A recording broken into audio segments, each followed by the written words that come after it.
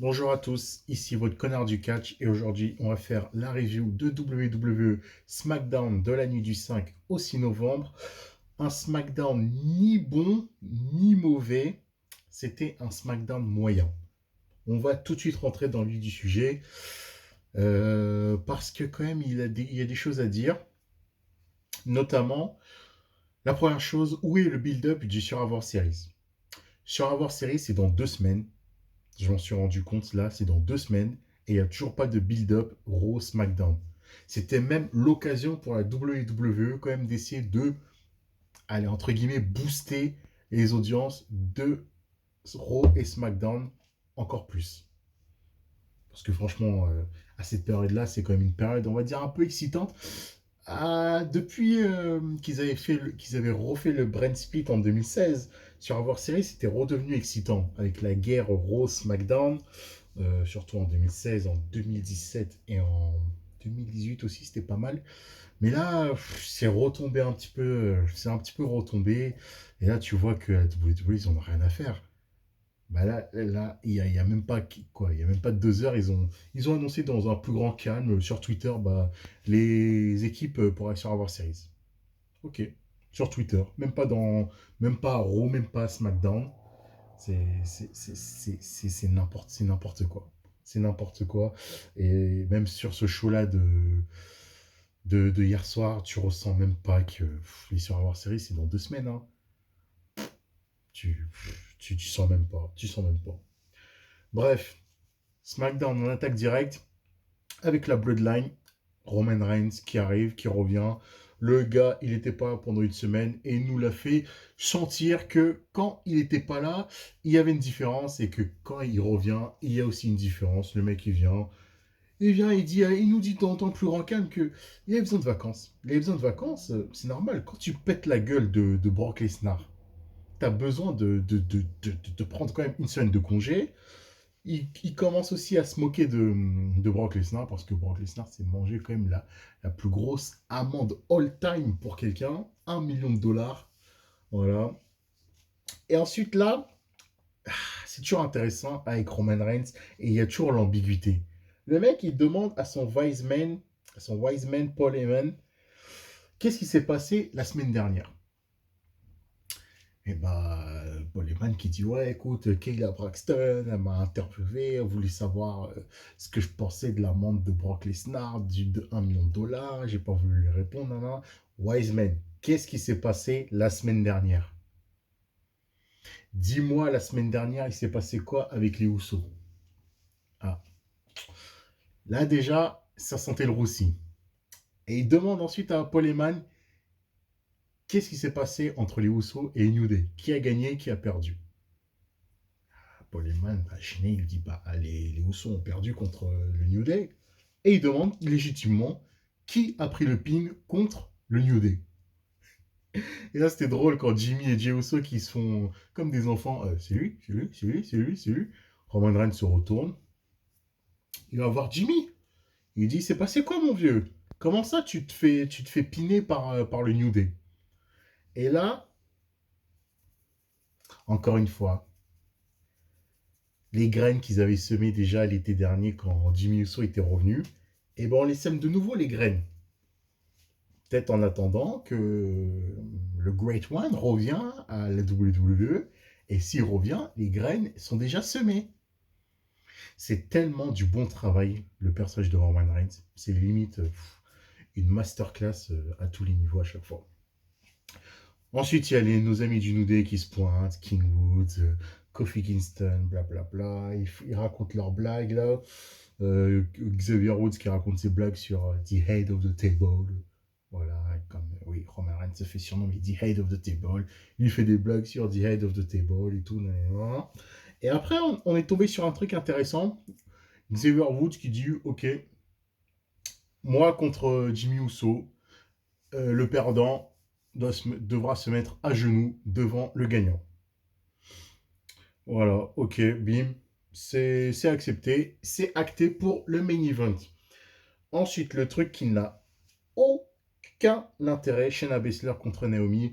Ne vous inquiétez pas, je vous l'annonce, je vais faire une vidéo spéciale division féminine de la WWE parce que il y a des choses à dire et ça peut être salé.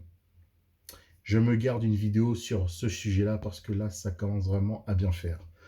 Shayna Baszler, oui, qui a perdu en même pas en moins de 5 minutes contre Naomi. Roll-up, victoire de Naomi, Sonya Deville qui se pointe. Non, on recommence le match. Shayna Baszler était sur les cordes. Je sais pas. J'ai même pas revu s'il était vraiment dans les cordes Shayna Baszler. Mais bon, après, on recommence le match. Victoire de Shayna Baszler qui refoule la clutch. Et puis voilà. Oh, la feud n'a aucun sens entre Naomi et Sonya Deville. Comme je l'avais dit dans une précédente vidéo, review. Sonya Deville est manager général de Raw et de SmackDown. Aucun sens. Aucun sens parce que Naomi qui chouinait auprès de Sonya Deville. Ouais, bref. Donc ensuite, on a une promo de Xayali qui arrive prochainement à SmackDown. Qu'est-ce que vraiment Xayali va faire à la division féminine? Rien du tout. Ensuite, Megan Morant qui est en interview avec Shotzi Blackheart. Shotzi Blackheart qui est finalement devenue heel, à notre plus grand malheur. Elle dit qu'elle s'est fait abandonner par l'univers de la WWE. Sasha Banks lui a coûté une opportunité pour un championnat, un match de championnat, blablabla, blablabla. Donc maintenant, c'est bon, elle va plus se pointer avec un tank, c'est terminé. Et aussi, elle avait précisé qu'elle avait perdu sa tag team partner. La division féminine, mesdames et messieurs. Ne vous inquiétez pas, il y aura beaucoup de choses à dire. C'est en préparation. Si la WWE veut bien me permettre de sortir des vidéos quand même. Ensuite, Humberto Carrillo et Angel Garza, je ne me souviens plus du nom de leur équipe, ont battu Mansour et Cesaro. Cesaro qui est maintenant retombé dans les méandres de la mid-cards. Et dire que Cesaro avait eu son WrestleMania moment il y a pas longtemps. Ah voilà, les Lotarios. C'est ça le nom de leur équipe. Ensuite, comme d'habitude, Drew McIntyre se pointe pour un Open Challenge. Comme dirait notre ami Sturi, le kebabier arrive avec son épée pour couper de la viande. Il vient, blablabla, tellement qu'il galère. Il vient pour faire son Open Challenge. Ricochet arrive, il dit qu'il est là pour lui smack. Pour lui mettre une claque. SmackDown. Mais bon. Comme on sait que Ricochet est un grand fan de The Rock et qui rêvait d'être à SmackDown comme The Rock, il a fait ce petit jeu-là, oui.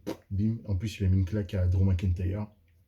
Et Drew McIntyre, c'est gentiment énervé, a battu Ricochet en même 100 minutes. Hein. Claymore Kick. 1, 2, 3, c'est terminé.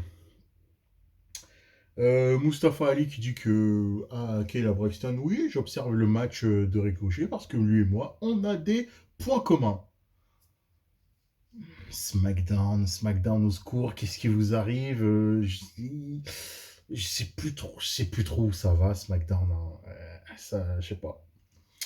Le Happy Show a comme guest les Viking Raiders. SmackDown au secours. Les Viking Raiders, eux, ils viennent, ils disent on n'est pas vous inviter, on n'est pas là pour être joyeux. Match par équipe qui a été organisé. Les Viking Raiders ont gagné par décompte à l'extérieur. Madcap Moss et Happy Corbin se sont barrés. Voilà, tout simplement. Hitro qui est en coulisses avec Sami Zayn. Franchement, ce segment, ça sert à rien. Il a servi à rien.